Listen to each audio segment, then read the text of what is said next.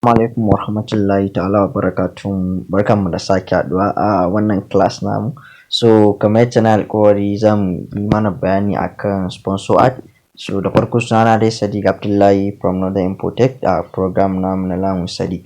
So shi kan shi sponsor ad wani tsari ne da Facebook suka fito da shi wanda za su tallata maka kasuwancin su ka ta hanyar biyan wasu kuɗaɗe kaɗan wanda bai fi kama daga 1,000 zuwa abin da ya sama yanayin yadda kake so. So akwai tsari da ake bi kafin ka tabbatar da an maka sponsor ad wanda na sa ku yi downloading. Akwai download application da ake amfani da su wajen yin sponsor ad. Da farko dama dole sai kana da Facebook page. Idan kana da sana'a, idan baka da Facebook page, ka buɗe page ɗinka sana'an ka page. So za ka yi downloading ADS Meta ADS app gashi kamar yadda kuke gani. Meta Ads sai za ku yi downloading business suite wanda za su taimaka maku wajen tafiyar da sponsor ad ɗinku. So daga lokacin da ka downloading wannan application guda biyu za ka shiga cikin Facebook ɗinka. So in ka shiga page za ka je gurin like pages ɗin da kake da shi. Misali like bari alamar sponsor ad ɗin da yake post na su kun ga kamar wannan Sharda University na India nan. So in kuka kula wannan ba ni ne sacin ba, kawai na gan shi a cikin timeline ina ne ga gurin da ya rubuta aka sa sponsor nan go. So shine yake tabbatar da cewa sun biya Facebook ne su masu talla su kawo masu customers.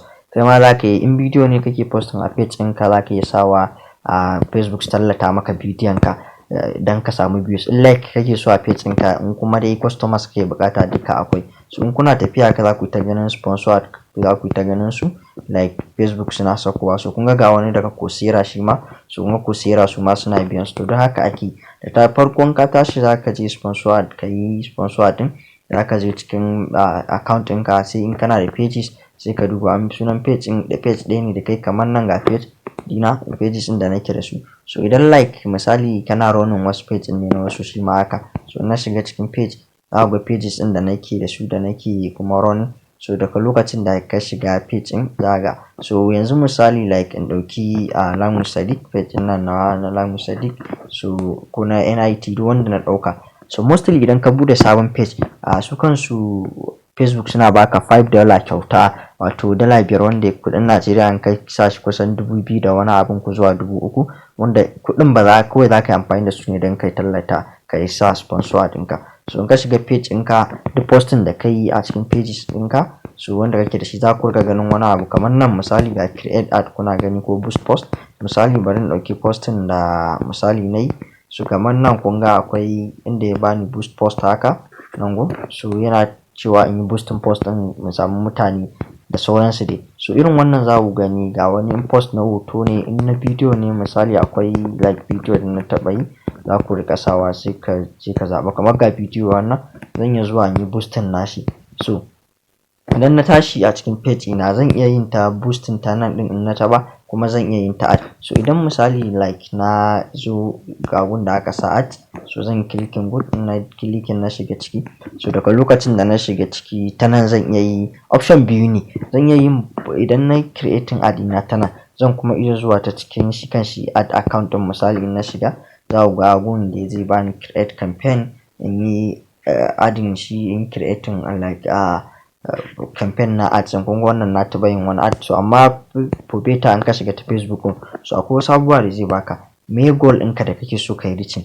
Idan messages kake so, get more messages a page ɗinka. In kai posting like na taɓa yin wani sponsor ad na page ya zo ina neman messages, na sa message to kun ga shine recommend. Misali ba shiga WhatsApp ina yau si message irin wannan za ku ga messages suna kawo maka.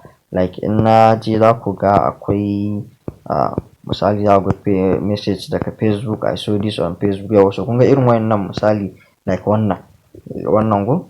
So wannan kuna gani kun san direct daga Facebook suke. I saw this on Facebook, I saw this, da kai ta ganin su haka I saw this on Facebook. So irin wannan shine za ku ga ka reaching, shine target ɗinka na cewa shi a Facebook ka tura masu. Kun ga wani I saw this on Facebook shi ma. So da haka so shine abin da yake nufi wannan kenan, get more messages. Idan kuma website kake so a yi visiting mutane su shiga website ɗinka, za ka yi selecting wannan. To shine goal ɗinka. Idan page ɗin kake so a yi liking sosai ka yi promoting page ɗin gashi. Idan lead ne wato kana so misali mutane su interacting ko kai su wani gun a cikin misali like ko za ka yi wani event haka da sauransu, za ka yi target lead. idan kuma kira kake bukata shi ma customers ne kana so customers in ka su riga kiran ka shi ma haka. So sai ka zaɓi wanda kake so a cikin target ɗinka. Idan kuma ga kun managing shi kan shi ad ɗin ya kake so ya yi managing da kuma kuɗin da suke maka. So mostly idan sun baka ad in $5 nan akwai yanayin yadda za ku gani. So wannan shine part 1 na bidiyon saboda ba an tsaya ka bidiyon ya tsayi. So insha Allah zan ci gaba a part 2 sai mu ƙara sai yadda za ka yi shi kanshi setting na sponsor ad ɗin da sauransu. So sunana Sadiq Abdullahi daga nan Lamu Sadiq da kuma daga Northern Infotech. Na gode sai mun haɗu a bidiyo na gaba.